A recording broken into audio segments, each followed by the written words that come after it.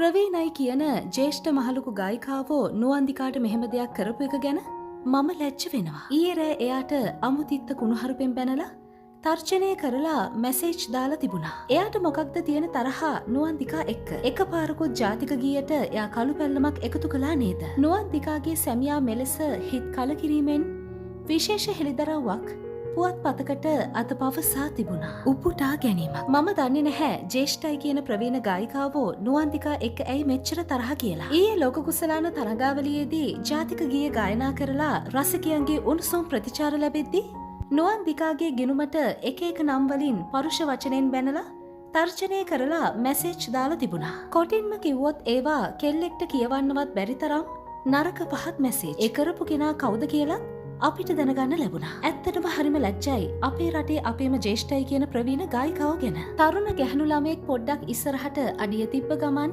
ඇයි මෙච්චර කකුලෙන් ඇදලා ඒ ළමයාව ජේෂ්ඨයි කියන ගායිකාවෝ මෙච්චර වටන්න හදන්නේ? මොකක්ද නුවන්දිකා එයාලට කරපු වැරැද්ද? නුවන්දිකාට ඩ්‍රීම් ස්ටාර් තරඟේ ඉඳලම එයාට සිද්ධ වුණේ අසාධාරණකම්. නුවන්දිකා ඊයේ ඉන්දියාවට ගියේ එකපාරක් කළු පැල්ලමක් එකතු වුණු ලංකාවේ ජාතික ගීයට සාධාරණයක් ඉෂ්ට කරන්නයි.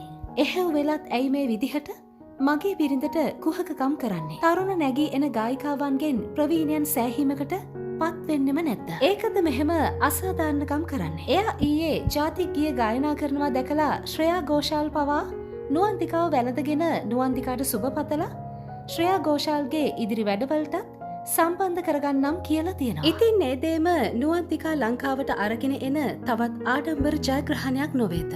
උපුටා ගැනීම අවසන්.